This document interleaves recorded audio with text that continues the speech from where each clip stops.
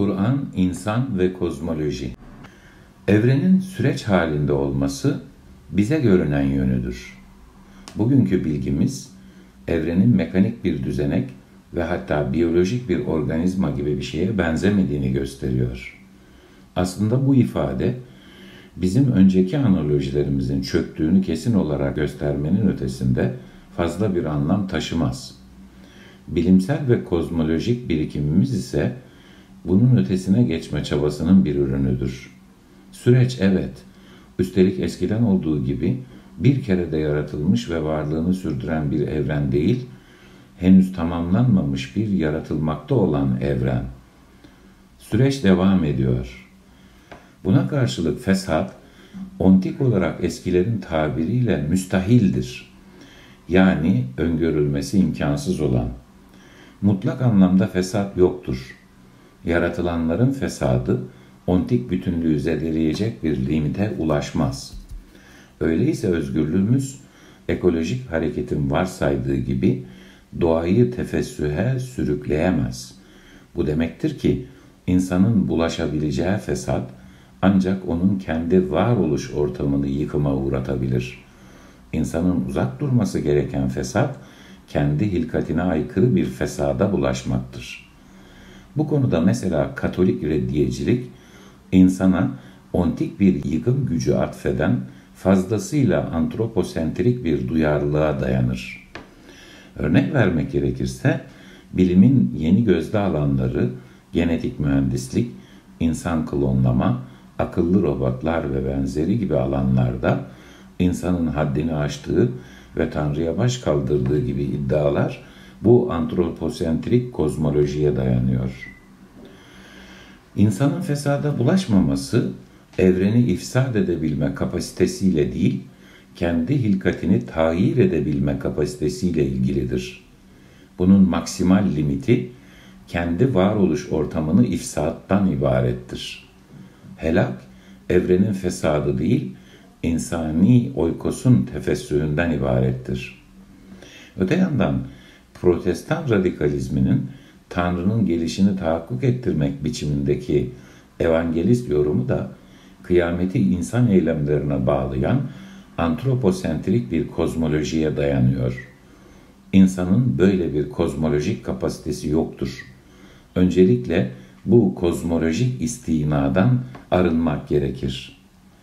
Müslümanlar, karşılaştıkları medeniyetlerden devşirdikleri kozmolojik öğretilerle Kur'an'ı yeniden yorumlarken bazı kavramlara bu çerçevesinde yeniden anlam verdiler.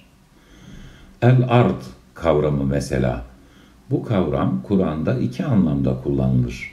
Birincisi siyasal anlamıdır ki ülke, yurt, yaşadığımız yer, bir topluluğun siyasi hakimiyet coğrafyası filan demektir. Allah'ın arzı geniştir mealindeki ayet, hicret etmekten sakınanlara, onların ülkesinde bunalmaktansa Allah'ın ülkesine hicret edin demektedir. İkinci anlamı ise gök, es-sema ile zıtlık içindeki anlamıdır ve bu anlam kozmik uzay değil, Arapların kozmolojisinde manevi varlıkların, cinlerin, meleklerin varlık ortamı anlamındaki göke nazaran insanın tensel varoluş ortamını anlatır. Oysa sonraki devirlerde Müslümanlar yabancı kozmolojilerden bir gök cismi olarak dünya kavramını alımladılar. Bugün biz Türkçe'de buna, yani İngilizce söyleyecek olursak the earth, dünya diyoruz. Ama Arapçada dünya bu yer küre kavramı için fazlasıyla değer yüklü, üstelik negatif bir değer yüklenmiş bir kavram olduğu için yer küre kavramının Arapça karşılığı olamazdı. Bunun yerine el-ard terimi yer küreyi karşılamakta kullanıldı. Böylece Kur'an'da kullanıldığı üzere kavramın genel iki anlamı a. ülke, toprak, yurt anlamı da b.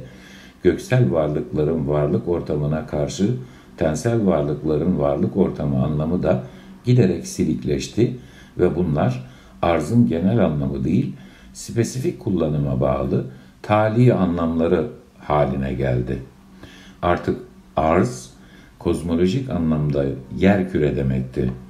Allah gökleri ve yeri yarattı mealindeki ayet de böylece Allah uzayı ve yer küreyi yarattı biçiminde anlaşılır oldu.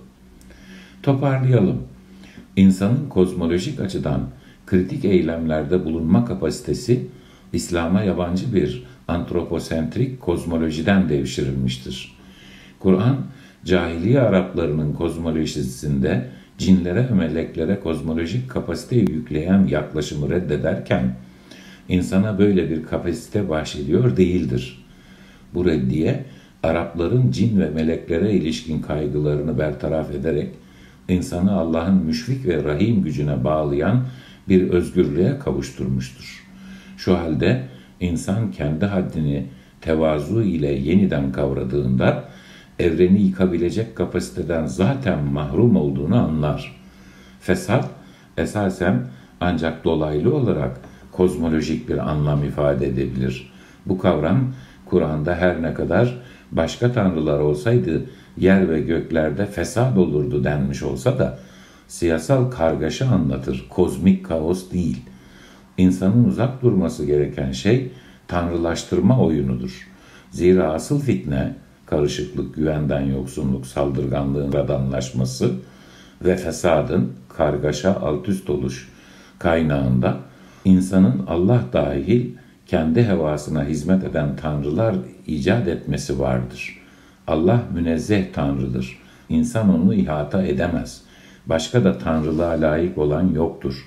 Bu nedenle Allah'ın güvence altına aldığı özgürlükleri hatırına terk edebileceğimiz hiçbir yücelik yoktur.